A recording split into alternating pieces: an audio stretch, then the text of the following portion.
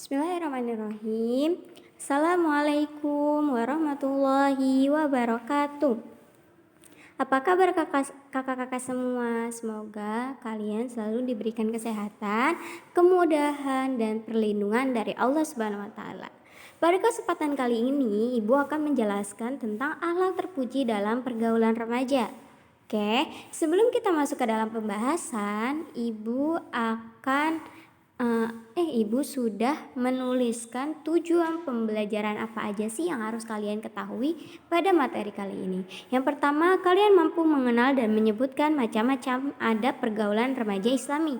Yang kedua, kalian mampu menampilkan perilaku akhlak terpuji dalam pergaulan remaja dalam kehidupan sehari-hari. Yang ketiga, kalian mampu menjelaskan pentingnya akhlak terpuji dalam pergaulan remaja dan dampak negatif pergaulan remaja yang tidak sesuai dengan akhlak Islam. Yang keempat, kalian mampu menyajikan data dari berbagai sumber tentang dampak negatif pergaulan remaja yang salah dalam fenomena kehidupan.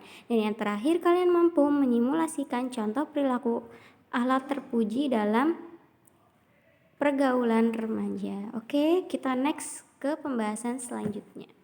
Yang pertama, pentingnya akhlak terpuji dalam pergaulan remaja. Usia remaja merupakan masa peralihan dari anak-anak menuju dewasa dalam kehidupan manusia. Setiap manusia akan mengalami perubahan baik secara fisik, mental maupun cara berpikir.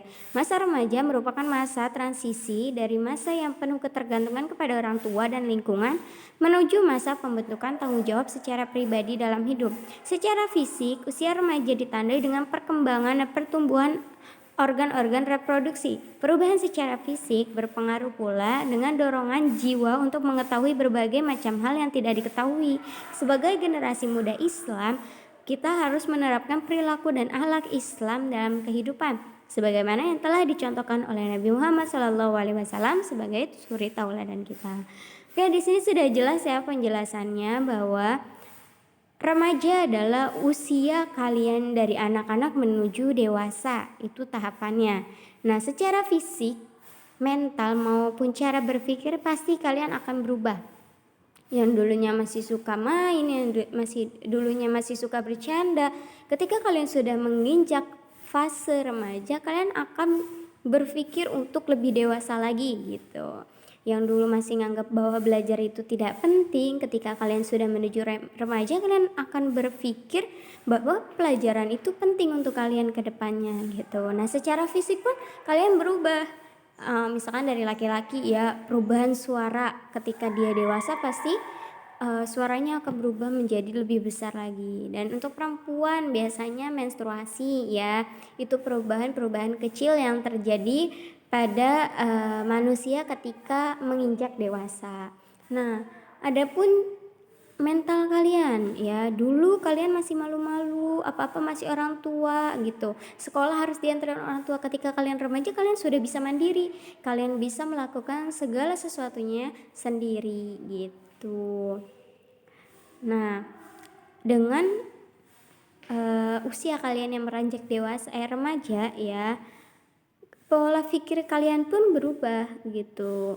Ketika kalian dulu pas kecil, ibu itu apa? Ibu itu apa? Kalau sekarang kalian bisa berpikir sendiri, oh iya, yang ini tuh gak benar, harusnya seperti ini, seperti ini, seperti ini gitu. Jadi kalian mampu membedakan antara yang baik dengan yang buruk. Oke, next.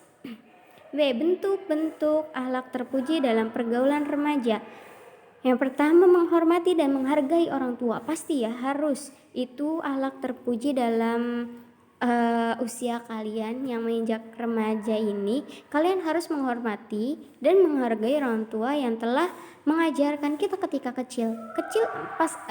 Ketika kita masih kecil, masih anak-anak, kita selalu dibimbing orang tua. Kita mau makan, dibimbing cara menulis yang benar, dibimbing cara berbicara yang benar, dibimbing ketika kita sekolah dianterin gitu. Nah, ketika kita masuk fase remaja, sudah seharusnya kita menghormati dan menghargai usaha orang tua gitu. Dengan cara ya kita berusaha untuk menjadi lebih baik dari sebelumnya. Yang kedua, menghargai waktu yang kita miliki. Nah, ketika kalian masih kecil, kalian masih suka bermain-main, masih suka bercanda, ketika belajar tidak serius, maka ketika kalian masuk dalam fase remaja, kalian sudah berpikir lebih jauh lagi.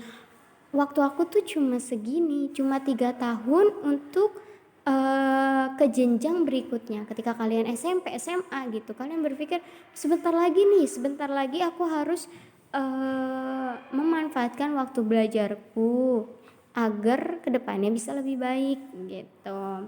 Nah, ketiga, menjauhi segala perbuatan zina. Ini juga paling penting. Seperti judul kita ya, pergaulan remaja Islam ya. Namanya Islam harus menjauhi zina. La taqrabu zina, janganlah kamu mendekati zina. Mendekati zina aja kamu gak boleh, apalagi kamu melakukannya gitu ya. Yang keempat, menjauhi perbuatan yang dapat mencelakakan diri sendiri. Nah, ini juga nih yang keempat.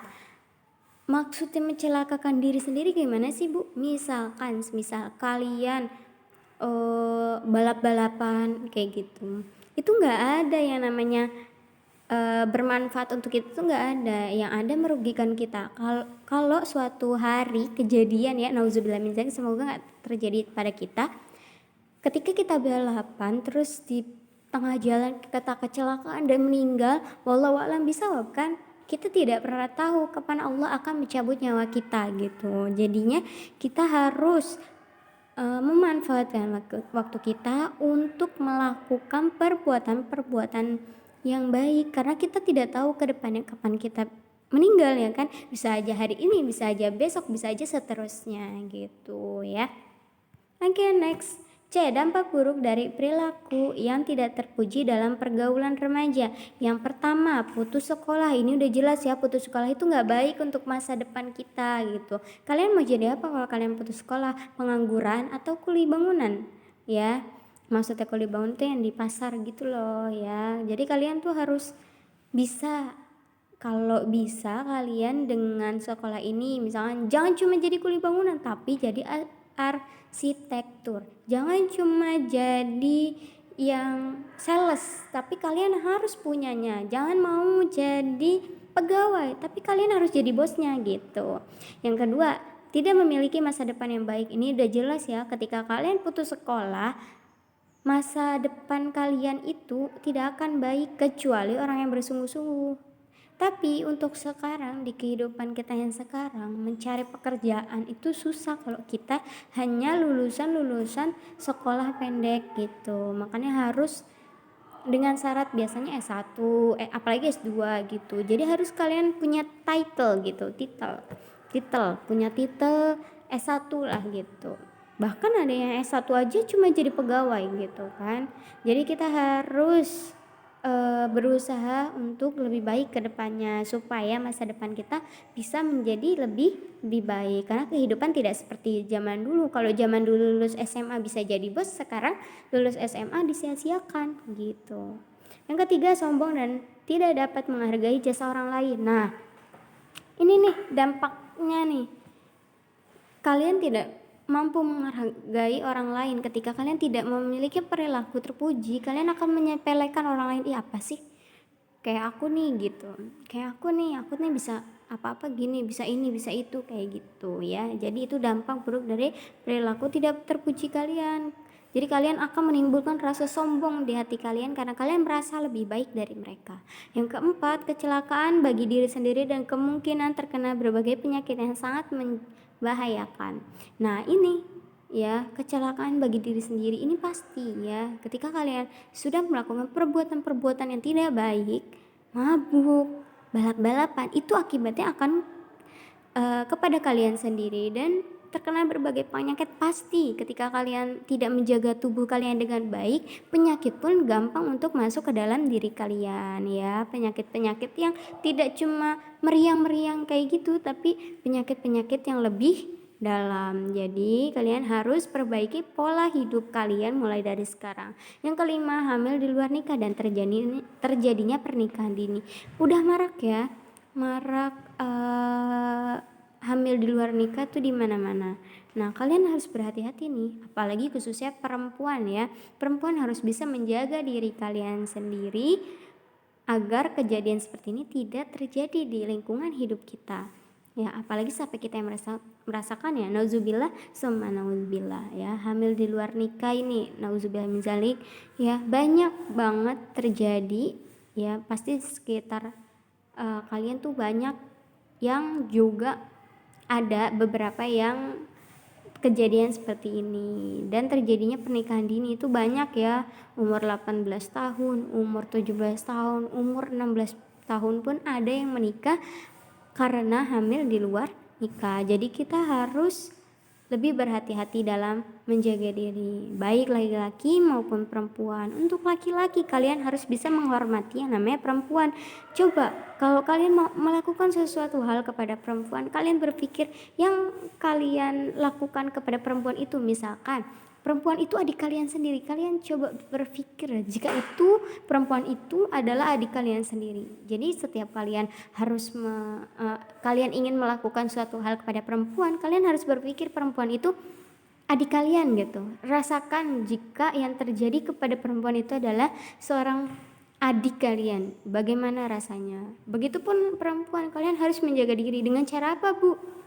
Caranya menjauhkan diri dari laki-laki. Bukan berarti kalian anti banget laki-laki ya, bukan. Maksudnya kalian mampu menjaga diri untuk batas-batas yang wajar kepada laki-laki. Tidak berdua-duaan dengan laki-laki, tidak boncengan kemana-mana dengan laki-laki, tidak nongkrong-nongkrong dengan laki-laki gitu. Kalau cukup berteman, berteman saja, tapi tidak untuk masuk ke kehidupan mereka ya. Jadi kalian harus pintar-pintar menjadi seorang perempuan.